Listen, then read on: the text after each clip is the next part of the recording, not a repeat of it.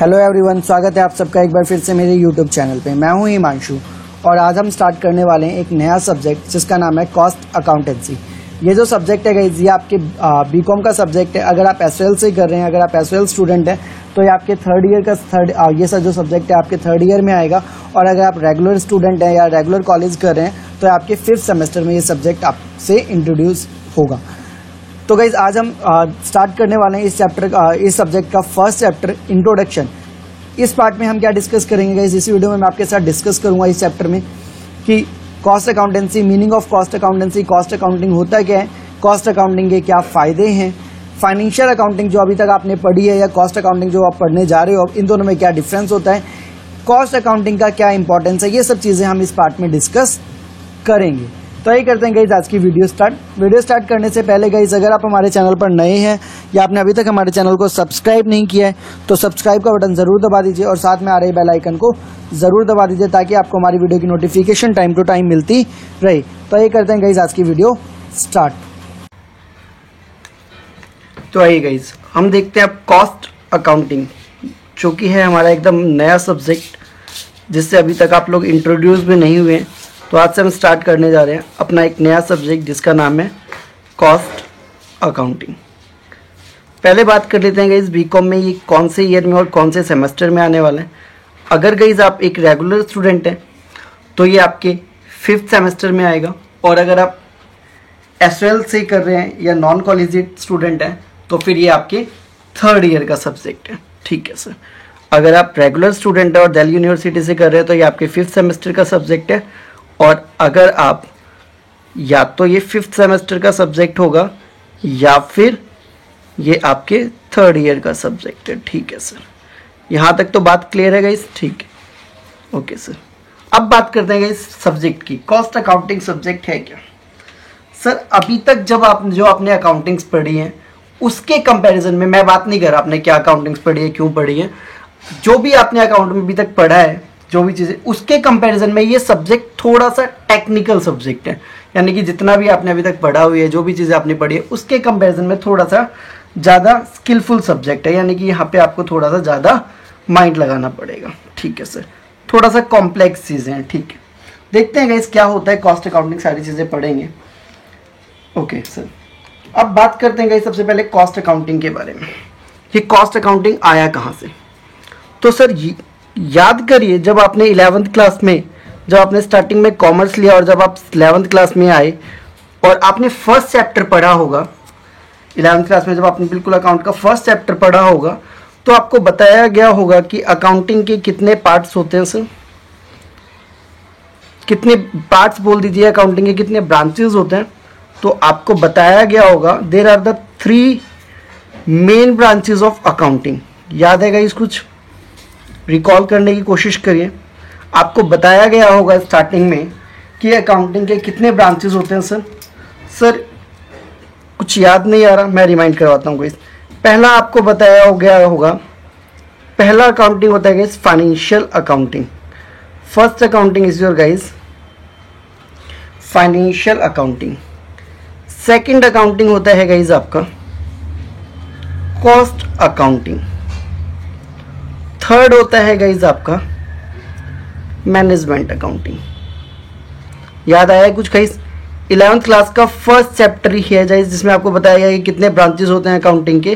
पहला है गाइस आपका financial accounting, second is your cost accounting and third is your management accounting. So they are the 3 branches of accounting. First is your financial accounting, second is your cost accounting and third is your management accounting. ठीक है sir. देखिए guys, अब ना तीनों में difference समझते हैं।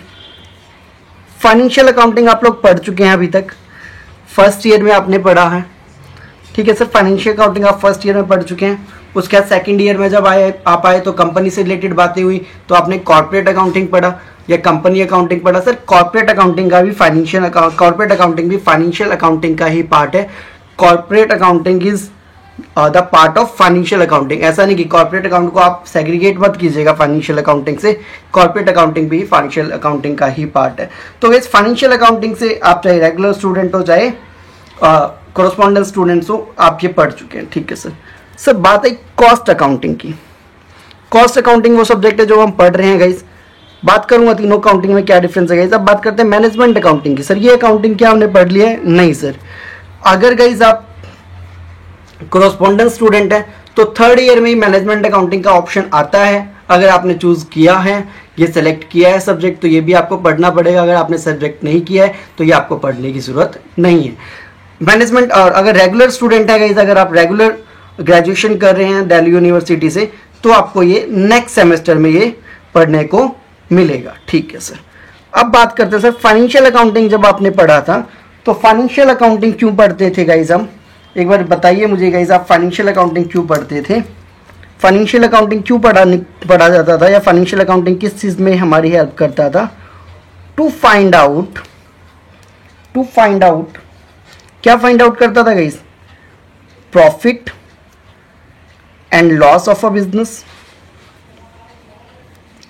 To find out profit and loss of business.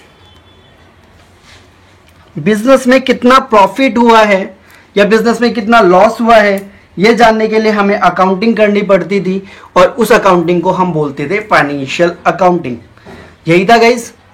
11th class की बुक, 12th क्लास की बुक, फर्स्ट ईयर की बुक को उठा के देखिएगा, ऊपर ऊपर हेडिंग जब आप बुक के ऊपर पहले पेज पे लिखा होता है फाइनेंशियल अकाउंटिंग। तो to find out profit and loss of a business, आपके बिजनेस ने कितना प्रॉफिट कमाया, कितना लॉस कमाया, ये जानने के लिए जिस अकाउंटिंग को स्टडी की जाती है उस अकाउंटिंग को बोला जाता है फाइनेंशियल अकाउंटिंग। ठीक है सर, ठीक है यहाँ तक गाइस। मैं चीज़ें बिल्कुल कॉन्सेप्ट क्लियर करूंगा गाइस। यहाँ पे जो जैसे मैं पढ़ा रहा हूँ बस उसको ध्यान देते जाइए, कोई भी डाउट मन में नहीं रहेगा जब आप ये सब्जेक्ट आगे चैप्टर आपका खत्म होगा। बस जितना पढ़ा सुन बार बोल रहा हूँ, बस उस चीज़ को ध्यान में दीजिए। फाइनेंशियल अकाउंटिंग क्या होता था गाइस, कि हम प्रॉफिट को, अपने बिजनेस के प्रॉफिट और लॉस को जानने के लिए हम फाइनेंशियल अकाउंटिंग निकालते थे। ठीक है सर। सर कॉस्ट अकाउंटिंग क्या है? तो कॉस्ट अकाउंटिंग को समझिए guys, it is the technique,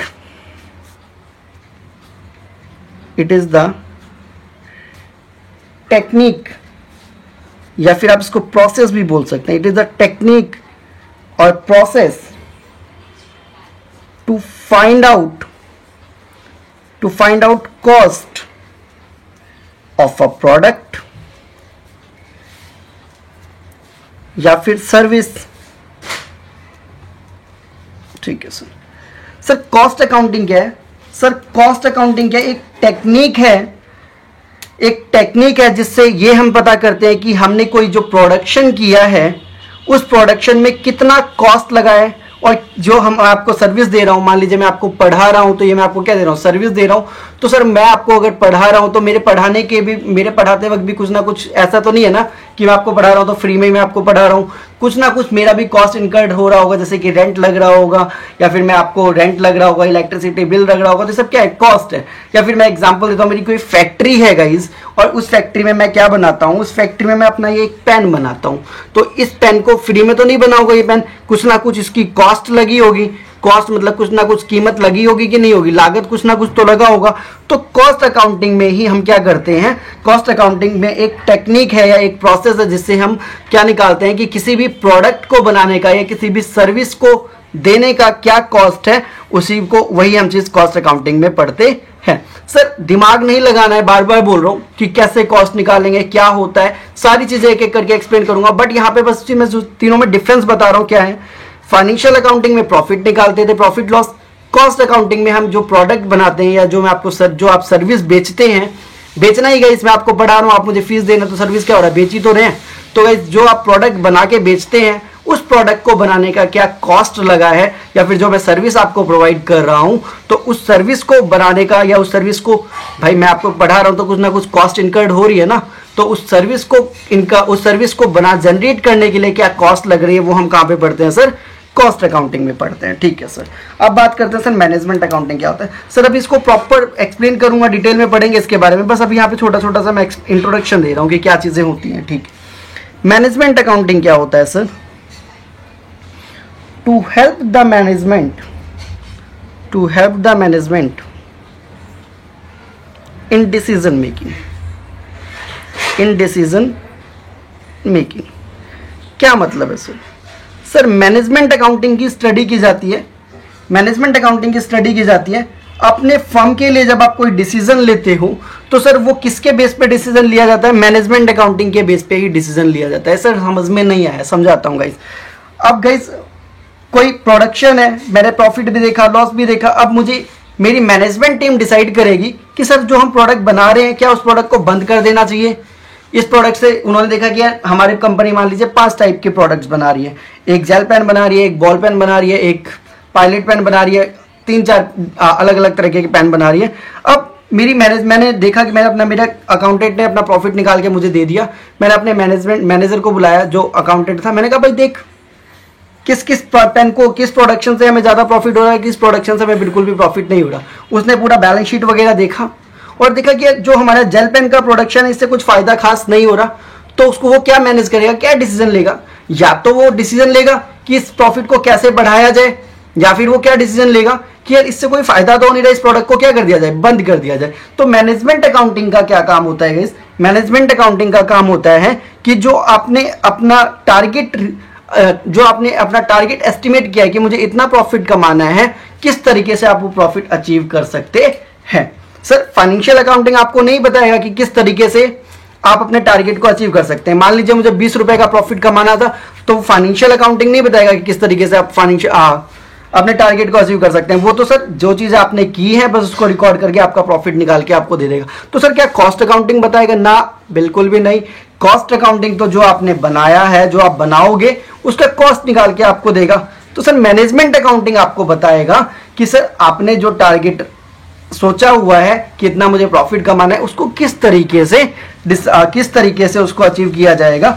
तो सर यहाँ पे we will not discuss here about the financial accounting और we will not discuss here about the management accounting, we will discuss here only for the cost accounting. तो इसके बारे में हम इतना सोचेंगे ही नहीं, ठीक है। We will not consider the financial accounting and management accounting here, ठीक है सर।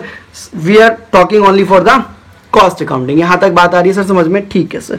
फाइनेंशियल अकाउंटिंग की बात यहाँ नहीं करेंगे, मैनेजमेंट अकाउंटिंग को तो भूल ही जाइए सर, क्योंकि आपने अभी तक पढ़ा भी नहीं है और हमें इसको पढ़ना भी नहीं है। बट फाइनेंशियल अकाउंटिंग के बीच में मैं आपको डिफरेंस जरूर बताऊंगा कि फाइनेंशियल अकाउंटिंग और कॉस्ट अकाउंटिंग के बीच में क्या डिफरेंस होता है। सर यहाँ तक क्लियर है फाइनेंशियल अकाउंटिंग, कॉस्ट अकाउंटिंग और मैनेजमेंट अकाउंटिंग के बारे में? जी सर, पक्का? जी सर, ठीक है। तो सर कॉस्ट अकाउंटिंग में क्या हम सिर्फ कॉस्ट निकालना सीखेंगे? बात आई कि सर फाइनेंशियल अकाउंटिंग में क्या हम सिर्फ कॉस्ट निकालना सीखेंगे? नहीं सर। और क्या सीखेंगे फिर सर? और सीखेंगे सर इसमें हम कॉस्ट कंट्रोल करना। कॉस्ट कंट्रोल करना। सर ये कॉस्ट कंट्रोल करना क्या होता है बताऊंगा गाइज, बस बताऊंगा, सारी चीजें एक्सप्लेन करूंगा। और क्या सीखेंगे सर इसके साथ? और सीखेंगे सर हम यहाँ पे कॉस्ट को रिड्यूस करना, कि कॉस्ट को कैसे रिड्यूस किया जाए, ठीक है सर। यहां तक बात आ रही है समझ में गाइस? तो ये चीजें हम पढ़ेंगे कॉस्ट अकाउंटिंग में। क्या क्या चीजें पढ़ेंगे गाइस? कॉस्ट को कैसे निकाला जाए प्रोडक्ट का, दूसरा कॉस्ट को कैसे कंट्रोल किया जाए, तीसरा कॉस्ट को कैसे रिड्यूस किया जाए, ठीक है सर। यहां तक ठीक है? यहां तक कोई दिक्कत नहीं सर? पक्का? जी सर, श्योर, ठीक है सर। आगे देखें फिर? जी सर, ओके। तो आगे पढ़ते हैं गाइस, ठीक है सर, आगे पढ़ते हैं। अच्छा, अब पढ़ते हैं गाइस, अब देखते हैं पहले फाइनेंशियल अकाउंटिंग और कॉस्ट अकाउंटिंग में डिफरेंस क्या होता है, ठीक है सर। तो कुछ आइडिया लगा गाइस आप लोगों की फाइनेंशियल अकाउंटिंग और कॉस्ट अकाउंटिंग में क्या डिफरेंस होता है? अभी तक मैंने इतनी चीजें आपको बताई है। क्या इससे कोई आइडिया मिल रहा है आपको कि फाइनेंशियल अकाउंटिंग या कॉस्ट अकाउंटिंग में क्या डिफरेंस हो सकता है? थोड़ा सा आइडिया मिल रहा है गाइस? नहीं सर, मैं बताता हूँ गाइस। डिफरेंस बिटवीन, हेडिंग मैं यहाँ पे डाल रहा हूँ गाइस,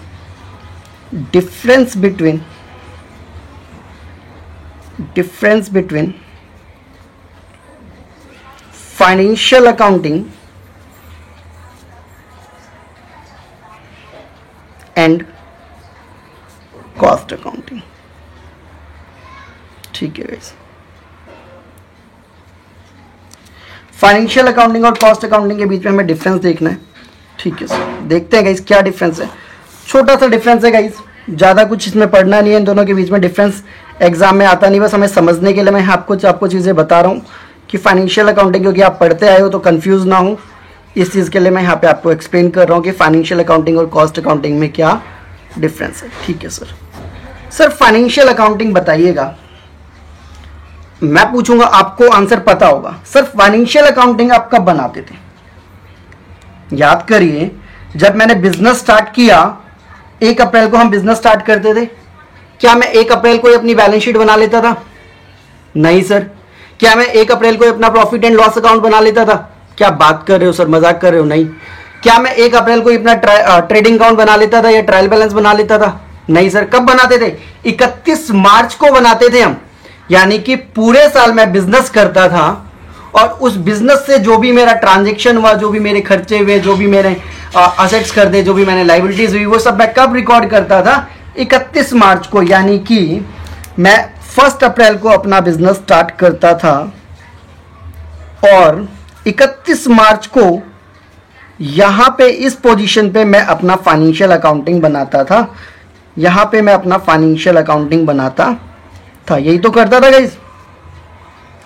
कभी भी आपने 11th हो, 12th हो, फर्स्ट ईयर हो, कभी भी आप या सेकेंड ईयर हो, कभी भी आपने फाइनेंशियल अकाउंटिंग बिजनेस स्टार्ट करते ही बना दिया था क्या balance sheet?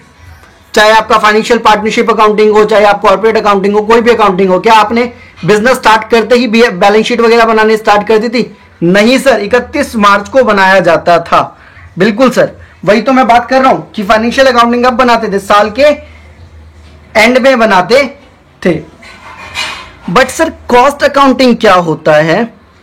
Cost accounting sir, cost accounting आपके एस्टिमेशन बेस्ड होता है। What is the meaning of estimation? Sir cost accounting is based on estimation. मैं यहां पे लिख रहा हूं गाइस, समझिएगा। Cost accounting is based on estimation. Sir estimation का मतलब क्या है? एस्टिमेशन का मतलब है गाइस यहां पे अनुमान लगाना किसी भी चीज के बारे में। समझते हैं गाइस क्या होता है? एस्टिमेशन का मतलब है अनुमान लगाना। कॉस्ट अकाउंटिंग आपका जो है एस्टिमेशन के ऊपर बेस्ड है। कैसे सर? मान लीजिए गाइस, एक मेरी फर्नीचर की दुकान है। मेरी फर्नीचर की दुकान है, मान लो ऐसा। एक बंदा आया, उसने बोला भाई मुझे एक बेड बनवाना है, double bed, king size bed. मैंने कहा बन जाएगा सर, कोई बात नहीं, इसी के लिए तो बैठे हैं हम यहाँ पे। उसने कहा भाई पैसे बताओ। उसने क्या कहा? भाई कितने रुपए लगेंगे, पैसे बताओ। अब मैं उसे क्या बोलूं कि सर जब बेड बन जाएगा तब मैं आपको बताऊंगा कि कितने रुपए लगे। ऐसा हो सकता है क्या? इज इट पॉसिबल कि वो पर्सन मेरे पास आया, उसने बोला भाई मुझे एक बेड बनवाना है। मैंने कहा सर बन जाएगा, और उसने मुझसे पूछा सर क्या कितने रुपए लोगे आप मुझसे? तो क्या ये पॉसिबल है मेरे लिए? क्या मैं उसको बोलूं कि सर पहले मैं बेड बना देता हूं और फिर आपको बताऊंगा कि आपसे कितने रुपए लूंगा? क्या ऐसा हो सकता है? या आप लोग ही कोई बिजनेस कर रहे हैं, मान लीजिए आप लोग ही कोई बिजनेस कर रहे हो सर, और आपके पास मैं कुछ चीज बनवाने के लिए आया और मैंने बोला भाई मुझे एक बेड बनाना है और पैसे बताओ। आप क्या बोलोगे? सर पहले बेड बना दो फिर। है ये पॉसिबल? नहीं है सर। इट मीन्स आपको ये पहले ही एस्टिमेट करना पड़ेगा कि यार बेड को बनाने में कितनी कीमत आने वाली है, कितना कॉस्ट मेरा इनकर्ड होने वाला है। और सिर्फ कॉस्ट इनकर्ड होने से ही आपका काम नहीं बनता। चलो आपने देखा कि यार बेड बनाने में लकड़ी लगेगी 500 रुपए की, एग्जाम्पल दे रहा हूँ, सपोज दैट आपने डिसाइड किया कि जो 5000 रुपए की लकड़ियां लग जाएंगी। समझिएगा, इसे एक एग्जाम्पल है। 5000 रुपए का आपने क्या डिसाइड किया? आपने डिसाइड किया कि 5000 रुपीज के वुड्स लग जाएंगे। अपने मन में ही आप सोच रहे हैं 5000 का क्या लग जाएगा गाइस? आपको वुड्स लग जाएंगे। 1000 रुपए का मान लीजिए फेविकॉल लग जाएगा। उसके बाद 2000 रुपए की नेल्स वगैरह लग जाएंगी, जो कील वगैरह लगती हैं। यानी कि 8000 रुपए हो गया। तो सर क्या आप उसको 8000 बोल दोगे? आप उसको 8000 रुपए बोल दोगे क्या? नहीं सर, बिजनेस खोल के बैठे हैं, समाज सेवा करने के लिए नहीं बैठा मैं यहाँ पे। मैं क्यों बैठा हूं? प्रॉफिट कमाने के लिए बैठा हूं। तो मुझे क्या करना है? कुछ प्रॉफिट भी कमाना है। तो सर 2000 रुपए का प्रॉफिट भी कमाऊंगा। और मैंने उसे बोला भैया सर 10,000 रुपए लगेंगे। सेलिंग प्राइस क्या लगेगी? 10,000 रुपए की सेलिंग प्राइस लगेगी। तो कॉस्ट अकाउंटिंग क्या होता है? एक एस्टिमेशन के बेस्ड पे होता है कि जब भी आप कोई प्रोडक्ट बनाने के लिए जाते हो तो पहले आप एक प्लान तैयार करते हो कि सर मैं इस चीज को बनाने के लिए जा रहा हूं और इस चीज पे मेरे हिसाब से इतना खर्चा लगने वाला है। तो सर फाइनेंशियल अकाउंटिंग कब बनता है? फाइनेंशियल अकाउंटिंग साल के एंड में बनता है। जब आप पूरे साल अपना बिजनेस करते हो तब आपका फाइनेंशियल अकाउंटिंग का काम स्टार्ट होता है, जबकि कॉस्ट अकाउंटिंग का काम सब स्टार्ट होता है जब आपने बिजनेस स्टार्ट किया और जब आपने कोई प्रोडक्ट मैन्युफैक्चर करना भी स्टार्ट भी नहीं किया है, उससे पहले ही आपका क्या हो जाता है, कॉस्ट अकाउंटिंग का काम स्टार्ट हो जाता है, क्योंकि ये एस्टिमेशन के बेस्ड पे होता है और ये फाइनेंशियल अकाउंटिंग आपके हिस्टोरिकल रिकॉर्ड्स पे बेस्ड होता है। ठीक है सर, इसका भी मैं लिख देता हूँ। Financial accounting is based on historical records,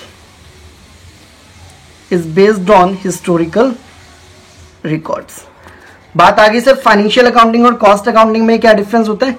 sir financial accounting हमें बिजनेस के प्रॉफिट्स को बताता है, तो प्रॉफिट तो तब होगा जब बिजनेस में सारी चीजें मैं कर लूंगा, बट कॉस्ट अकाउंटिंग तो एस्टिमेशन के बेस्ड पे होता है, क्योंकि मुझे कॉस्ट निकालना होता है, अपने कस्टमर को बताना होता है और उसी हिसाब से मुझे अपने सर अब मान लीजिए मैंने ये जो मेरे पास बेड बनाने के लिए आया, मान लीजिए मैंने उसे कुछ भी मैंने बिना दिमाग लगाए उसको बोले सर 12,000 रुपये दे देना, और सडनली हुआ क्या, मैं वो मैंने से 12,000 बोला और वो ये सुन के चला गया, उसने कहा ठीक है भाई बना देना 12,000 रुपये दूंगा, और मैं लकड़ियां लेने के लिए गया और लकड़ी जो आई वो 5,000 की ना आके 7,000 की आ गई, और फेविकोल 1,000 रुपये के ना आके 2,000 के आ गए, नेल्स 2,000 की ना आके 1,000 रुपये की आ गई। तो सर मेरा एस्टिमेशन तो गलत हो गया और 10,000 रुपये तो यहीं पे मेरे खर्च हो गए, तो इट मीन्स मेरा तो कोई प्रॉफिट ही नहीं हुआ। तो फिर सर इसीलिए कॉस्ट अकाउंटिंग की जाती है, ताकि आप एस्टिमेट कर सकें कि जब आप कोई प्रोडक्ट बनाएंगे तो कितना खर्चा उस पर आने वाला है, कितना कॉस्ट उसमें इनकर्ड होगा, इसलिए कॉस्ट अकाउंटिंग की जाती है। तो आई होप डिफरेंस समझ में आ गया होगा इस फाइनेंशियल अकाउंटिंग और कॉस्ट अकाउंटिंग में।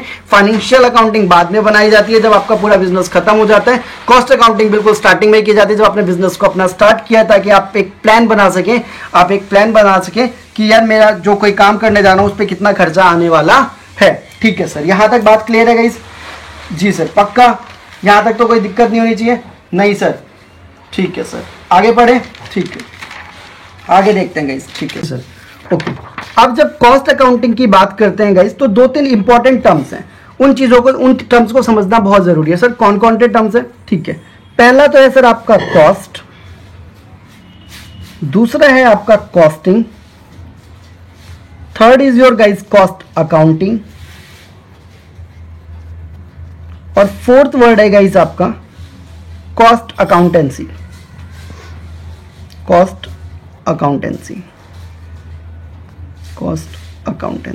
ठीक है sir,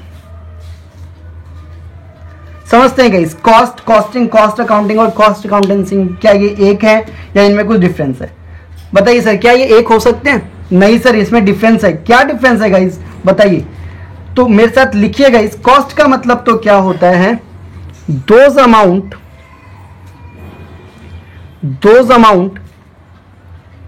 which we incurred to product,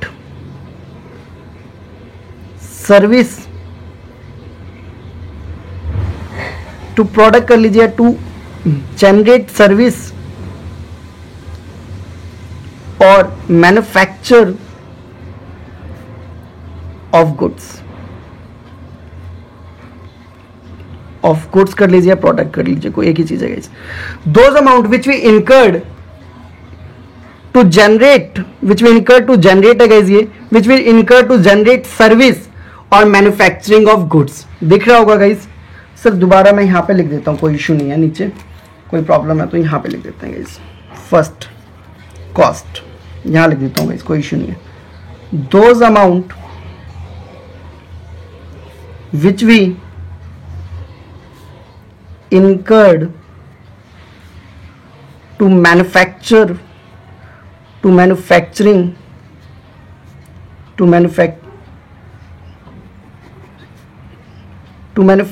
of goods or generate the service।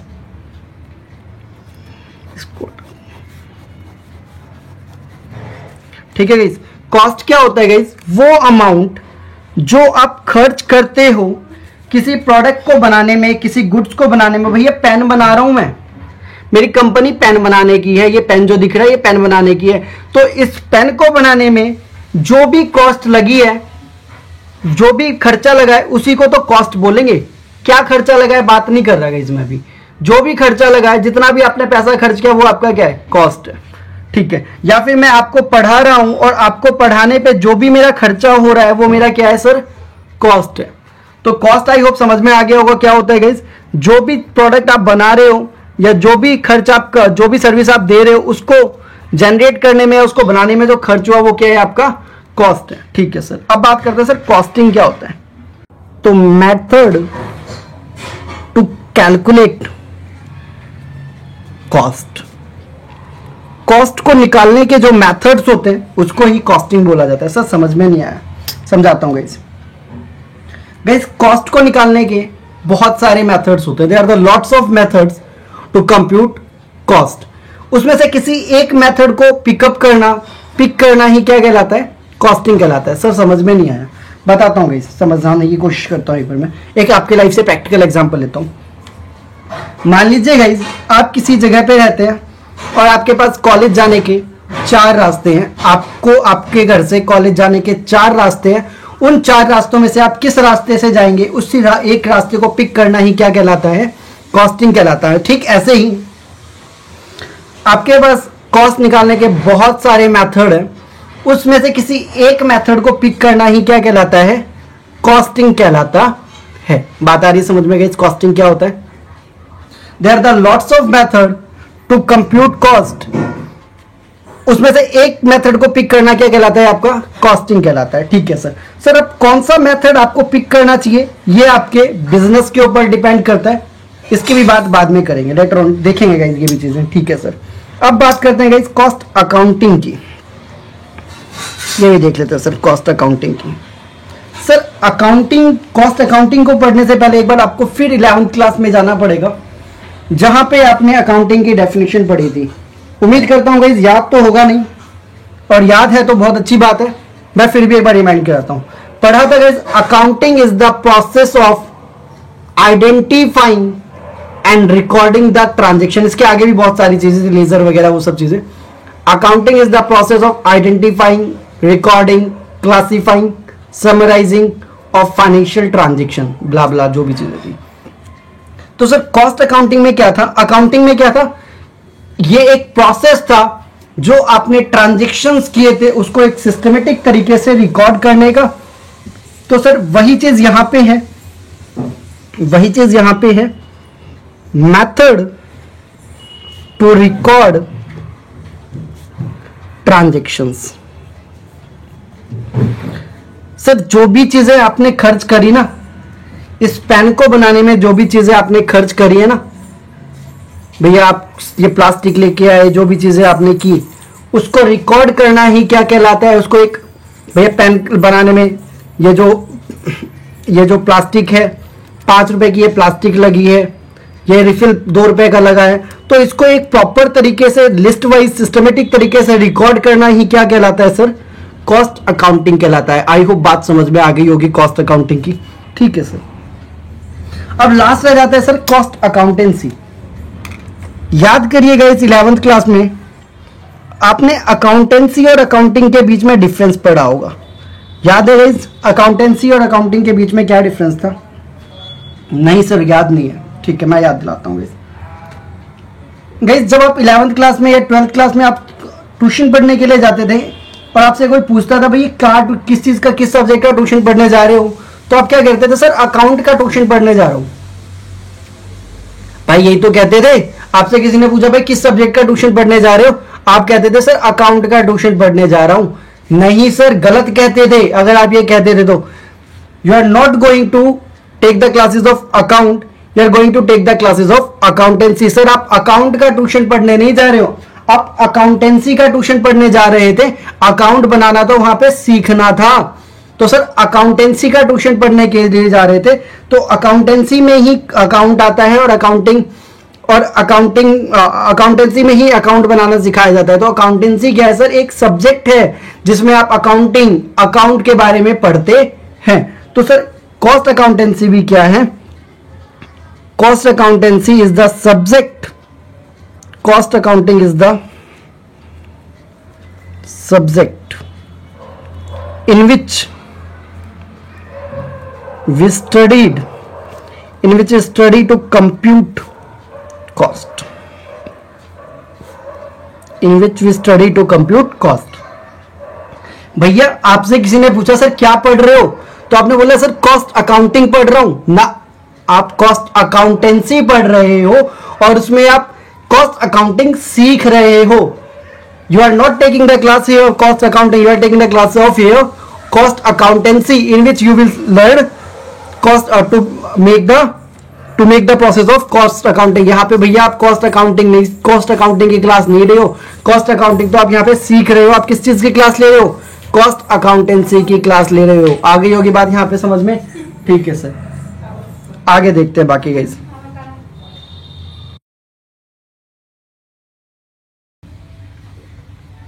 तो आई होप गाइस अब आपको कॉस्टिंग, कॉस्ट अकाउंटिंग और कॉस्ट अकाउंटेंसी के बीच में क्या डिफरेंस है और क्या ये चीज़ें होती हैं और कॉस्ट सब्जेक्ट में इनका क्या रोल है आपको समझ में आ गया होगा अच्छे से. बट फिर भी कोई डाउट होता है तो गाइस प्लीज़ कमेंट सेक्शन में जाके कमेंट करिएगा, मैं फिर से इसको क्लियर करने की पूरी कोशिश करूँगा. ठीक है सर, अब आगे बढ़े. जी सर, अब क्वेश्चन अराइज होता है सर, हमने ये तो देख लिया सर कॉस्टिंग क्या होता है, कॉस्ट अकाउंटेंसी क्या होता है, कॉस्ट अकाउंटिंग क्या होता है, कॉस्ट सब्जेक्ट हम क्यों पढ़ते हैं. सर कॉस्ट सब्जेक्ट हम क्यों पढ़ते हैं बताया था मैंने आपको स्टार्टिंग में ही. Why we need to study out the cost accounting. Sir सबसे पहला तो प्रोडक्ट की कॉस्ट निकालने के लिए या फिर सर्विस की कॉस्ट निकालने के लिए, दूसरा कॉस्ट को कंट्रोल करने के लिए और तीसरा कॉस्ट को रिड्यूस करने के लिए. पहले बात करते हैं कि जो सबसे पहला ऑब्जेक्टिव है हमारा कॉस्ट को कंट्रोल करना, सॉरी कॉस्ट को फाइंड आउट करना. Why we need to, question आता है guys, why we need to compute cost. Sir cost निकालने की जरूरत ही क्यों पड़ी, कॉस्ट निकालने की जरूरत ही क्यों पड़ी. कुछ लोगों का मानना है सर हम कॉस्ट इसलिए निकालते हैं ताकि हम अपना सेलिंग प्राइस निकाल सकें.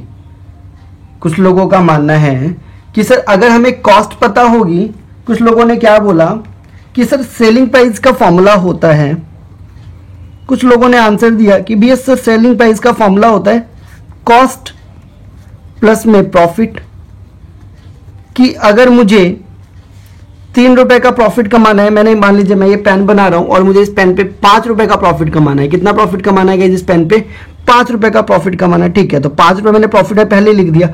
बट गाइस कॉस्ट तो आप पहले नहीं लिखोगे ना. कॉस्ट आपने क्या किया, कॉस्ट हमने बाद में पहले सब कुछ देखा कि भाई कितने का प्लास्टिक लगा, कितने की रिफिल लगी, कितने का निप लगा, कितने की ये जो स्टील है ये लगी है. तो ये सब चीजें देखने के बाद कॉस्ट निकाला. मान लीजिए 20 रुपए का कॉस्ट निकाला, तो सर 20 और 5 25 रुपए, यानी कि सेलिंग प्राइस कितनी हो गई 25 रुपए. तो कुछ लोगों ने कहा कि सर कॉस्ट इसलिए निकाला जाता है ताकि हम सेलिंग उसकी कॉस्ट के बेस पे सेलिंग प्राइस निकाल सके. कॉस्ट के बेस पे हम क्या निकाल सके, सेलिंग प्राइस निकाल सके. कुछ लोगों का कहना था, मैंने आपसे पूछा, मैंने क्वेश्चन किया सर कॉस्ट हम निकालते ही क्यों है, क्या जरूरत है हमें कॉस्ट निकालने की. तो कुछ लोगों ने आंसर दिया सर सेलिंग प्राइस निकालने के लिए कॉस्ट को निकाला जाता है, क्योंकि जब हमें कॉस्ट पता होगा तो उसमें हम अपनी प्रॉफिट की वैल्यू को जोड़ देंगे और हमें क्या, हम उसको प्रॉफिट की वैल्यू को जोड़ने का जो वैल्यू आएगी वही हम अपनी सेलिंग प्राइस को रख देंगे. बिल्कुल ठीक है, आपकी बात से मैं एग्री करता हूं कि कॉस्ट निकालने के बाद आप अपनी सेलिंग प्राइस को कंप्यूट कर सकते हैं. बट अब एग्जांपल मैं दोबारा दे रहा हूं आपकी प्रैक्टिकल लाइफ का एग्जांपल. ये जो चीज है काफी लोग, मैं इस बात से भी एग्री करता हूं कि कॉस्ट निकाला जाता है सेलिंग प्राइस को. बट आप एक बात बताइए, एक ये दुकानदार है, एक ये शॉपकीपर है, एक ये शॉपकीपर है और एक ये शॉपकीपर है. ठीक है सर, ठीक है सर, 3 दुकानदार है. ये आप हो, ये आप हो लास्ट वाले. ठीक है, अब ये अपने पेन को, अब ये जो बंदा है अपने पेन को, इसी पेन को, ये जो बंदा इस पेन को 12 रुपए में बेचता है, ये बंदा इस पेन को 11 रुपए में बेचता है, ये जो पर्सन है ये इस पेन को 12 रुपए में बेचता है और ये इस पेन को 11 रुपए में बेचता है. तो सर क्या आप इस पेन को 20 रुपए में बेच सकते हो? कभी भी नहीं बेच सकते सर. मुझे बताइए, क्या सेलिंग प्राइस निकालने के लिए आपने बोला कि सर सेलिंग प्राइस निकालने के लिए कॉस्ट निकाला जाता है, तो क्या मैं इस पेन को 20 रुपए में बेच सकता हूं? और चलो आप मान लो आप बेच भी रहे हो, तो क्या कोई इसको खरीदेगा? नहीं खरीदेगा सर। क्यों नहीं खरीदेगा सर? क्योंकि there are the lots of substitute in the market कि वो आप ही के जैसे पेन को कम दाम में किसी और दुकान से खरीद ले, फिर वो आपकी दुकान से क्यों खरीदेगा? और जब आपकी दुकान से खरीदेगा ही नहीं, तो फिर आप कॉस्ट, तो आपने इसको 20 रुपए आपने कॉस्ट निकाला। सपोज करिए, एक एग्जांपल दे रहा हूं, मान लीजिए ये पेन बनाने में, इस पेन की बात कर रहा हूं मैं, मान लीजिए इस पेन को बनाने में जो प्लास्टिक लगा है वो 6 रुपए का लग गया, जो रिफिल लगी है वो 3 रुपए की लग गई, उसके बाद जो निप लगा है वो 4 रुपए का लग गया, और उसके बाद जो इसमें इंक लगी है वो 2 रुपए की लग गई। और आपने सोचा तो 6 3 9 और 4 13 और 2 15, और 15 रुपए तो आपका ये कॉस्ट हो गया। इसके बाद आपने सोचा यार मुझे प्रॉफिट भी कमाना है 5 रुपए का, तो ये क्या हो गया? 20 रुपीज हो गया, क्योंकि सेलिंग प्राइस कैसे निकलता है? ऊपर मैंने फॉर्मूला लिखा है, कॉस्ट प्लस में प्रॉफिट। तो सेलिंग प्राइस क्या हो गई? कॉस्ट प्लस में प्रॉफिट। तो भैया सेलिंग प्राइस तो आपने 20 रुपए निकाल दिया कॉस्ट निकाल के, बट क्या ये इस पेन को कोई खरीदेगा आपके इस पेन को 20 रुपए में? नहीं सर। जब मार्केट में ऑलरेडी ये 12 रुपए और 11 रुपए में अवेलेबल है, तो कोई आपके इस पेन को 20 रुपए में खरीदेगा? बिल्कुल भी नहीं खरीदेगा सर। तो क्या फायदा हुआ कॉस्ट निकालने का? सर पहले ही आप इन्हीं के बेस पे, जब आप 11 और 12 रुपए से 12 रुपए के नियर अबाउट ही आपको सेलिंग प्राइस रखना है, या तो आप 10 रख लो, 11 रख लो, 12 रख लो, 13 रख सकते हो, ज्यादा मैक्सिमम 14 रख सकते हो। जब इन्हीं के बीच में रखना है तो कॉस्ट निकालने का फायदा ही क्या हुआ? फिर तो ये बात आपकी गलत हो गई, सेलिंग प्राइस निकालने के लिए कॉस्ट निकाला जाता है। इस बात को तो अब मैं जस्टिफाई नहीं कर पाऊंगा कि सर कॉस्ट निकालने के लिए सेलिंग प्राइस को निकाला जाता है। क्या जस्टिफाई कर पाओगे आप इस बात को? नहीं सर।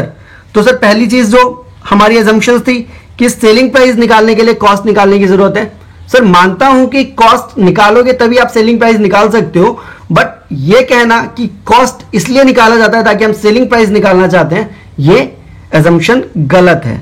ठीक है सर। तो सर कॉस्ट निकाला क्यों जाता है? ठीक है, पूछ तो समझते हैं साइड, कॉस्ट निकाला क्यों जाता है? सपोज करिए गाइस, मुझे अपना एक घर बनाना है, मुझे अपना एक घर बनाना है। अब इस घर को बनाने में कितने रुपए का खर्च लगने वाला है, ये पहले ही मैं जस्टिफाई कर लूंगा कि नहीं करूंगा? भाई कितने रुपए लगने वाले हैं ये प्लान बना के चलूंगा ना। ऐसा तो नहीं है मेरे पास 2 लाख रुपए होगा और मैं घर बनाना स्टार्ट कर दूंगा और बाद में आधा घर 2 लाख रुपए में आधी चीजें बन गई और फिर मैं कहता हूं अब तो पैसा ही नहीं है। नहीं सर, पहले मैं देखूंगा कि भाई मेरे पास कितने, इस घर को बनाने में कितने रुपए टोटल खर्च होने वाला है, इस घर को बनाने में टोटल कितनी कॉस्ट लगने वाली है, और अगर मेरे पास उतने पैसे हैं तभी तो मैं उस चीज को, उस घर को बनाना स्टार्ट करूंगा। कभी ऐसा भाई मैंने कॉस्ट निकाला ही नहीं कि टोटल, मैंने एस्टिमेट ही नहीं किया कि पहले एस्टिमेट ही नहीं किया कि कितने रुपए इसमें लगने वाले, और मैंने घर बनाना स्टार्ट कर दिया और बीच में देखा यार पैसे तो खत्म हो गए, अब तो पैसे नहीं है, भाई क्या करूं? ऐसा होता है क्या? नहीं सर। अब मानिए गाइज, आप अपने घर से, जब आप अपने घर से अपने कॉलेज जाते हो तो आप कितने रुपए लेके जाते हो? किराया लेके जाते हो, थोड़े बहुत रुपए और लेके जाते हो जो खाना पीना होता है। बिल्कुल सर, मान लेता हूं 200 300 रुपए 400 रुपए, बिल्कुल सर। लेकिन जब आप अपने घर से एक टीवी परचेज करने जाते हो तो क्या सर 400 रुपए लेके जाते हो? एक आप अपने घर से टीवी परचेज करने जा रहे हो तो क्या 400 रुपए लेके जाओगे? नहीं सर, आप एस्टिमेट कर लोगे कि यार ये इतनी बड़ी टीवी लेनी है मुझे, इतनी बड़ी टीवी का कॉस्ट कितना हो सकता है, इतनी बड़ी टीवी का कॉस्ट 50,000 60,000 रुपए हो सकता है, यानी कि आप 65,000 70,000 65,000 रुपए के आसपास लेके जाते हो सकता है कि 65,000 में ना आए, 62,000 में ही आ जाए, 62 में आ जाए, 63 में आ जाए, बट आप पैसे लेके जाते हो उसी के एस्टिमेशन के हिसाब से। तो कॉस्ट क्यों निकाला जाता है गाइस? कॉस्ट इसलिए निकाला जाता है कि आप प्री प्लान हो सको कि जो आप काम करने जा रहे हो, जो आप प्रोजेक्ट स्टार्ट करने जा रहे हो, उस प्रोजेक्ट में कितना खर्चा आने वाला है, और उस प्रोजेक्ट में अगर आप अपने प्रॉफिट को इंक्लूड कर दोगे तो आप उसको कितने सेलिंग प्राइस में बेच सकते हो। तो इसलिए हमें क्या करना होता है, कॉस्ट निकालने की जरूरत पड़ती है। बात आ रही है समझ में सर, कॉस्ट निकालने की क्यों जरूरत पड़ी? ठीक है सर, क्लियर है यहां तक सारी बात कि कॉस्ट हमें निकालने की क्यों जरूरत पड़ी? बिल्कुल सर, कॉस्ट हमें इसलिए निकालने की जरूरत पड़ती है ताकि जो हम प्रोजेक्ट स्टार्ट करने जा रहे हैं उससे मुझे पता चल सके कि सर मैं जो काम स्टार्ट करने जा रहा हूं उस पर कितना खर्च होने वाला है, और क्या इस पे इतना खर्च करूंगा तो क्या मुझे प्रॉफिट होगा भी या नहीं होगा। भैया मैंने देख लिया है यहाँ पे तो पहले ही 15 रुपए लग रहे हैं और सामान बिक रहा है 12 रुपए और 11 रुपए में, तो इस प्रोडक्ट को स्टार्ट करने का कोई फायदा ही नहीं है। ये प्रोडक्ट मुझे बनाने का कोई फायदा ही नहीं मिल रहा, तो मैं इस प्रोडक्ट को नहीं बनाऊंगा। तो इसलिए पहले ही कॉस्ट को कंसीडर किया जाता है, कॉस्ट को निकाला जाता है, ताकि मुझे पता चल सके कि क्या ये प्रोडक्ट मेरे लिए फायदेमंद है, बेनिफिशियल है या नहीं है, ये जो प्रोडक्ट है मुझे बेनिफिट देगा या नहीं देगा, तो इसलिए कॉस्ट निकाला जाता है। तो हम लिख लेते हैं, we need to compute cost, we need to compute cost we need to compute cost for the estimation of amount which we will incurred to complete the project और प्रोडक्शन।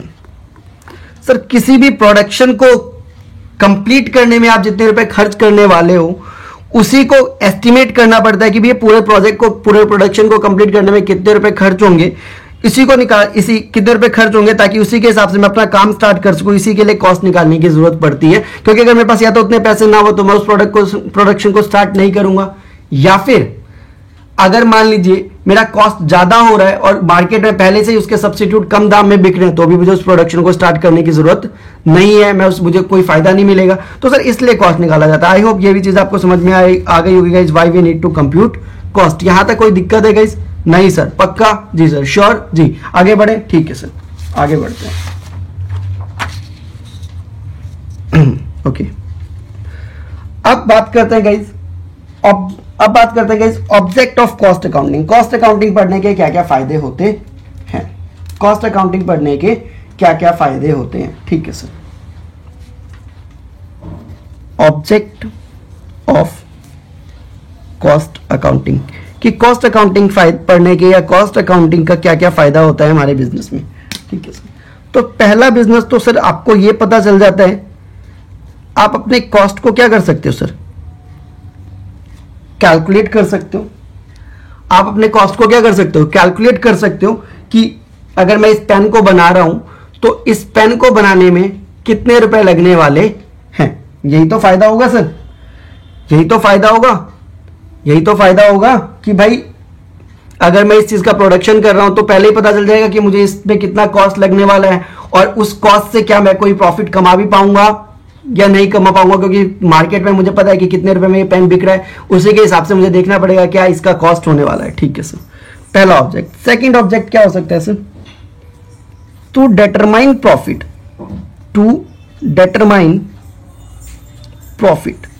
अपने प्रॉफिट को कंप्यूट किया जा सकता है sir. Sir कैसे अपने profit को कंप्यूट किया जा सकता है, समझते हैं सर। मान लीजिए गाइस मैं इस पेन को बना रहा हूं और मैंने एक एस्टिमेशन लगाया, कॉस्ट अकाउंटिंग की बात कर रहा हूं। मान लीजिए मैंने एक एस्टिमेशन लगाया कि भाई 5 रुपए का प्लास्टिक लगेगा, 3 रुपए की रिफिल लगेगी, 2 रुपए का इंक लगेगा। यानी कि मैंने कितना एस्टिमेशन लगाया भैया, मैंने लगाया एस्टिमेशन की 10 रुपए का ये होगा, और मुझे क्या करना है 2 रुपए का प्रॉफिट कमाना है। या फिर मैं मान लीजिए जितना भी होता है उसका 20% प्रॉफिट कमाना है, 20% प्रॉफिट कमाना है। यानी कि 10 रुपए का 20% हो गया गाइस आपका 2 रुपए। यानी कि भैया मैं इसको कितने रुपए में बेचूंगा, 12 रुपए में बेचूंगा। मैंने ये एस्टिमेट किया कि भाई मैं इसको 12 रुपए में बेचूंगा। ठीक है सर, और मेरा ये टारगेट कितना है, इसको ध्यान रखिएगा। मेरा टारगेट क्या है कि मैं 20% प्रॉफिट कमाना चाहता हूं अपने कॉस्ट पे। ठीक है सर, अब हुआ क्या, एक्चुअल कॉस्ट, यानी कि जो फाइनेंशियल अकाउंटिंग में होती है, क्योंकि फाइनेंशियल अकाउंटिंग में तो वही खर्चे रिकॉर्ड करते हैं जो एक्चुअल में होते हैं, क्योंकि ईयर के एंड में बनता है, तो आपको पता है कि जो चीज एक्चुअल में हुई है उसी को हम रिकॉर्ड करते हैं। तो सर एक्चुअल में क्या हुआ, ये जो प्लास्टिक वाली चीज थी ये आ गई भी 5 रुपए 20 पैसे की। उसके बाद ये जो आपकी रिफिल थी ये आ गई 3 रुपए 10 पैसे का। और भाई ये जो चीज थी, ये जो इंक था, ये आ गया आपका 1 रुपए 80 पैसे का। तो ये हो गया आपका गाइस कितना, और मुझे प्रॉफिट भी तो कमाना है 20%, तो 5.20 प्लस में 3.10 प्लस में 1.80, इट मीन्स ये हो गया आपका 10 रुपए 10 पैसे का। अब मैं इसका अगर 20% निकालूंगा इस, तो भाई ये 2 रुपए 2 प्लस में 10.10, तो इट मीन्स ये तो हो गया भाई 12 रुपए 12 पैसे का। अब भाई मैं 12 रुपए में, मैंने तो क्या सोचा था सर कि सेलिंग प्राइस में ज्यादा ज्यादा कितना रखूंगा, 12 रुपए ही रखूंगा। तो अब अगर मैं 10.10 रुपए, मेरा कॉस्ट ही कितना लगा है, 10 रुपए 10 पैसे मेरा कॉस्ट लग रहा है, तो क्या मैं इसको इतने में बेचूं 20% प्रॉफिट कमाने के लिए? नहीं सर, अगर मुझे इसे 12 रुपए में बेचना है, अगर मुझे इसे 12 रुपए में बेचना है तो मेरा प्रॉफिट क्या हो जाएगा, प्रॉफिट का परसेंटेज कुछ ना कुछ क्या होगा, प्रॉफिट का परसेंट कुछ ना कुछ क्या होगा, कम हो जाएगा। तो सर यानी कि इसलिए मैंने क्या किया, तो इससे मैं प्रॉफिट को डिटरमाइन कर सकता हूं कॉस्ट अकाउंटिंग में, कॉस्ट निकाल के। पहले अगर मैंने कॉस्ट निकाला कि भैया अगर मुझे इतना प्रॉफिट कमाना है तो मुझे अपने कॉस्ट को किस हिसाब से मैं अपने कॉस्ट को निकालूं जो मैं वही प्रॉफिट कमा सकूं। तो सर डिटरमाइन प्रॉफिट निकालने के लिए भी हम कॉस्ट अकाउंटिंग को पढ़ते हैं, ठीक है सर। उसके अलावा sir to know the selling price, selling price निकालने के लिए भी कॉस्ट अकाउंटिंग को पढ़ा जाता है। ये तो मैंने अभी आपको एग्जांपल के थ्रू बताया कि सेलिंग प्राइस का प्रॉफिट क्या होता है, कॉस्ट प्लस में प्रॉफिट होता है। तो जब आपको कॉस्ट निकाला उसको आपने जितना प्रॉफिट कमाना है वो प्रॉफिट आप जोड़ दो तो आपको क्या पता चल जाएगा, सेलिंग प्राइस पता चल जाएगी, ठीक है सर। चौथा क्या होता है गाइस, अब समझिएगा इस बात को गाइस, यहां पे जो मैं समझाने की कोशिश करूंगा। चौथा हम पढ़ते हैं guys cost control and cost reduction. ये सबसे इंपॉर्टेंट है गाइस, जो इस पूरे बुक में हमें पढ़ना है, cost control and cost reduction, it is very important. इसी के लिए हम कॉस्ट अकाउंटिंग मेनली पढ़ते हैं। कॉस्ट तो निकालते ही हैं गाइस, लेकिन मेन हमारा जो फोकस होता है इसी के ऊपर होता है। That is important part, that is important object of cost accounting, cost control and cost reduction. Sir cost control और कॉस्ट रिडक्शन का मतलब क्या होता है, समझिएगा गाइस। कॉस्ट कंट्रोल और कॉस्ट रिडक्शन का मतलब क्या होता है, मान लीजिए ये एक दुकान वाला है जो कॉम्पिटिटर है, मेरा कॉम्पिटिटर है, और ये मैं हूं, ये मेरी खुद की दुकान है, ठीक है सर।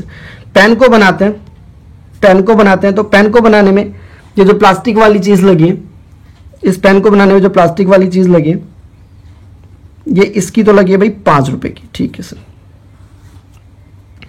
ये जो रिफिल लगा है ये इसका लगा है सर 2 रुपए का मान लेते हैं। इंक लगा है भाई 1 रुपए का, यानी कि 8 रुपए। 8 रुपए में चीज बन गई, कॉस्ट कितना लगा 8 रुपए, 2 रुपए प्रॉफिट कमाना चाहता है 10 हो गए, ठीक है, बढ़िया बात है सर। और आपने जो आपने जब पेन बनाया तो आपका जो ये प्लास्टिक लगा है गाइस वो लगा है 6 रुपए का। रिफिल लगा है मान लेते हैं गाइस आपका 1.5 रुपए का, और इंक भी लगा है गाइस आपका 0.50 पैसे का, यानी कि कॉस्ट कितना हो गया गाइस 8 रुपए हो गए। और इस आपको भी 2 रुपए प्रॉफिट कमाना था, 10 में आप भी बेच दोगे, 10 में आप भी बेच दोगे। बट गाइस अब आप समझिए, बहुत खुश होने वाली बात, अरे यार 8 में हमने ही पेन बना दिया, हमारा भी कॉस्ट 8 रुपए और हमारे कॉम्पिटिटर का भी कॉस्ट 8 रुपए। लेकिन अगर आप एक सही बिजनेसमैन है तो आप क्या कोशिश करेंगे, इतना खुश होने की यहाँ पे जरूरत नहीं है जितना हम खुश हो रहे हैं। भैया यहाँ पे कहीं पे आपका दाम कम है, जैसे 2 रुपए 1.5 रुपए में आपने रिफिल बना दी, लेकिन यहाँ पे आप इसने 5 रुपए में प्लास्टिक बनाया और आपको प्लास्टिक बनाने में लग गए भाई कितने रुपए, 6 रुपए, यानी कि पूरा 1 रुपए का चेंज है। 1 रुपए आपका क्या है, ज्यादा है। तो क्या कुछ ऐसा हो सकता है, मैं पूरी कोशिश करूंगा, क्या कुछ हो सकता है। भैया बिजनेस कर रहे हैं तो बिजनेस में हर बिजनेसमैन का ये मोटिव होता है कि अपने प्रॉफिट को क्या करें, मैक्सिमाइज करें। कोई बंदा ये थोड़ी चाहता है कि मैं कम से कम प्रॉफिट कमाऊं, हर बंदा चाहता है मैं जितना ज्यादा से ज्यादा हो सकता है उस प्रॉफिट को बढ़ाऊं। तो मैंने देखा यार ये भी वही पेन बना रहा है, ये भी तो सेम पेन बना रहा है, और मैं भी वही पेन बना रहा हूं। तो जब इसने 5 रुपए लगाए, तो भैया मैं 6 रुपए क्यों लगा रहा हूं, सेम पेन बन रहा है तो मटेरियल भी जो चीजें लग रही होंगी वो भी तो सेम होंगी, तो भैया इसका 5 रुपए लग रहा है, मेरा 6 रुपए क्यों लग रहा है। तो हो सकता है कहीं ना कहीं मेरी जो चीजें हैं वो वेस्ट हो रही हूं या उसका ढंग से यूज ना किया जा रहा हो। तो मैं क्या कोशिश करूंगा, अपने कॉस्ट को कंट्रोल करने की कोशिश करूंगा कि इस कॉस्ट को कैसे कंट्रोल किया जाए। क्या मैं जो मटेरियल ले रहा हूं, जो मैं अपने प्लास्टिक ले रहा हूं, वो कहीं गलत जगह से तो नहीं ले रहा जहां पे सामान महंगा हो। क्या मैं जो मटेरियल ले रहा हूं, क्या जो मैं प्लास्टिक ले रहा हूं वो कहीं वेस्ट तो नहीं हो रहा। तो ये सब चीजें मैं देखूंगा, ध्यान दूंगा और फिर मैं आपको कॉस्ट को क्या करूंगा, कंट्रोल करूंगा और इसको किसी तरीके से 5 रुपए तक लेके आऊंगा। तो जब मैं इसको 5 रुपए लेके आ गया तो कॉस्ट कितना हो गया सर, 7 रुपए हो गया। और सेलिंग प्राइस अगर इसकी 10 थी और मेरी भी सेलिंग प्राइस क्या है 10 है, तो भैया प्रॉफिट मेरा अब कितना हो गया, 3 रुपए हो गया, जबकि इसका प्रॉफिट कितना है, सिर्फ 2 रुपए। तो सर प्रॉफिट मैक्सिमाइज हुआ या नहीं हुआ, बताइए।